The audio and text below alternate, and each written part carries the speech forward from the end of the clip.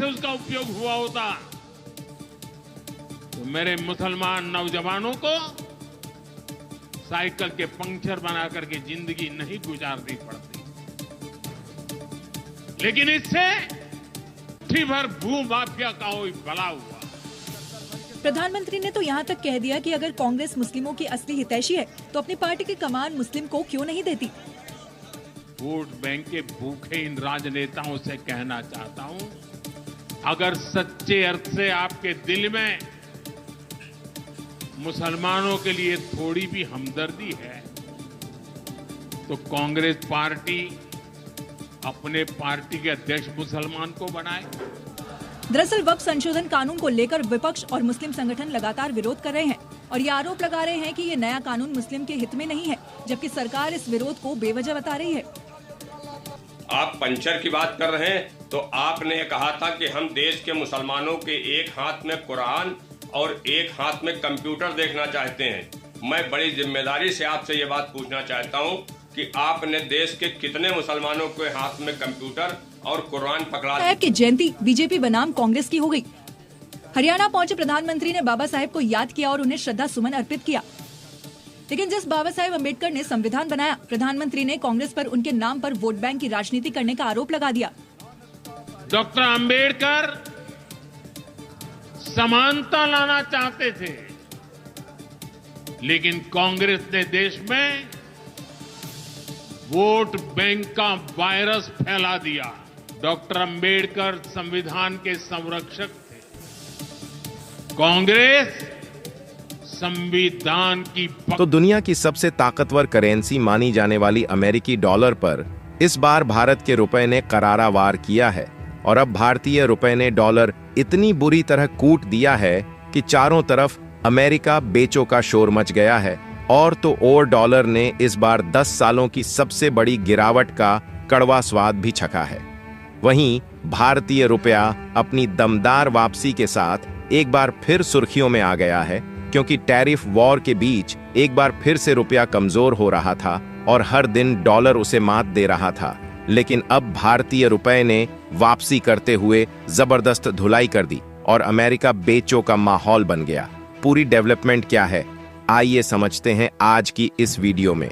लेकिन आगे बढ़ने से पहले भारतीय रुपए की जबरदस्त वापसी के लिए कमेंट में जय हिंद जरूर लिखें। दरअसल पिछले 4 कारोबारी दिनों में डॉलर के मुकाबले में रुपए की गिरावट के बाद ऐसा लग रहा था कि सप्ताह के आखिरी कारोबारी दिन भी रुपए में गिरावट देखने को मिलेगी, लेकिन ऐसा हुआ नहीं, क्योंकि रुपए ने करेंसी मार्केट में डॉलर पर ऐसा पलटवार किया है कि चीन का युआन देखता रहा रह गया और अमेरिकी सरकार भी सहम गई। जहां रुपए में शुक्रवार शुरुआती कारोबारी सत्र में 51 पैसे की तेजी देखने को मिली और यदि आंकड़ों को देखें तो यह 11 फरवरी के बाद किसी भी कारोबारी दिन रुपए में सबसे बड़ी तेजी है, जिससे भारतीय रुपए ने यहां पर डॉलर को कूट दिया है और ये छलांग पिछले कुछ समय की सबसे तेज छलांग है। लेकिन यदि हम इसके पीछे कारण को जानें तो एक्सपर्ट के मुताबिक इंटरनेशनल मार्केट में कच्चे तेल की कीमतों में गिरावट और ट्रंप की ओर से 90 दिनों के लिए जो टैरिफ वापस लिया है, ये बढ़त उसी वजह से देखने को मिल रही है और आने वाले दिनों में भारतीय रुपए में और भी तेजी देखने को मिल सकती है।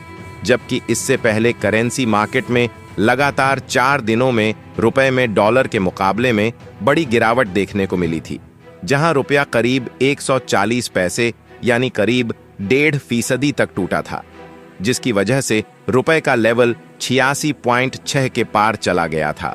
लेकिन हाल ही में रुपए ने जबरदस्त वापस करते हुए डॉलर को पछाड़ दिया है, जहां शुरुआती कारोबार में अमेरिकी डॉलर के मुकाबले 51 पैसे बढ़कर 86.17 पर पहुंच गया। लेकिन सवाल यह है कि आखिर करेंसी मार्केट में रुपया किस लेवल पर कारोबार कर रहा है और किस तरह के आंकड़े देखने को मिल रहे हैं। तो आपको बता दें, interbank foreign currency exchange market में रुपया डॉलर के मुकाबले में 86.22 पर खुला था, जो पिछले बंद से 46 पैसे ऊपर था और फिर 86.17 पर पहुंच गया। जबकि इससे पहले लगाया रुपए में दिन ब दिन गिरावट आ रही थी और किसी ने सोचा भी नहीं था कि भारतीय रुपया इस तरह से वापसी करेगा। लेकिन ये बात भी सच है कि डॉलर इंडेक्स में लगातार आ रही गिरावट और कच्चे तेल की कीमतों में कटौती ने रुपए को सपोर्ट किया है। और रही सही कसर ट्रंप के 90 दिनों के लिए टैरिफ वापस लेने के फैसले ने भी पूरी कर दी, क्योंकि देखा जाए तो ट्रंप द्वारा भारत पर लगाया 26% टैरिफ लागू हो चुका था। लेकिन इसके जवाब में भारत ने संयम से काम लिया और जवाबी कार्रवाई से खुद को दूर रखा था। और नतीजा आज हम सबके सामने है कि ट्रंप ने भारत सहित कई देशों को 90 दिनों तक राहत दी है। लेकिन हाल ही में अमेरिका की अर्थव्यवस्था पर से उठते भरोसे ने डॉलर को ऐसा झटका दिया है कि पूरी फाइनेंशियल दुनिया में हलचल मच गई। और अब निवेशकों का रुख बदल चुका है और वो अमेरिका की जगह सेफ हेवन एसेट्स की ओर दौड़ लगा रहे हैं, जहां स्विस फ्रैंक, जापानी येन, यूरो और सोना इन दिनों निवेशकों की पहली पसंद बन चुके हैं, जिसका नतीजा ये रहा कि सोना रिकॉर्ड ऊंचाई पर पहुंच गया है और स्विस फ्रैंक ने पिछले 10 सालों का सबसे ऊंचा स्तर छू लिया है। लेकिन यहां पर एक्सपर्ट्स साफ कह रहे हैं कि ये ट्रेंड केवल डॉलर की कमजोरी नहीं, बल्कि वैश्विक आर्थिक संकेतों में एक बड़े बदलाव की ओर इशारा कर रहा है।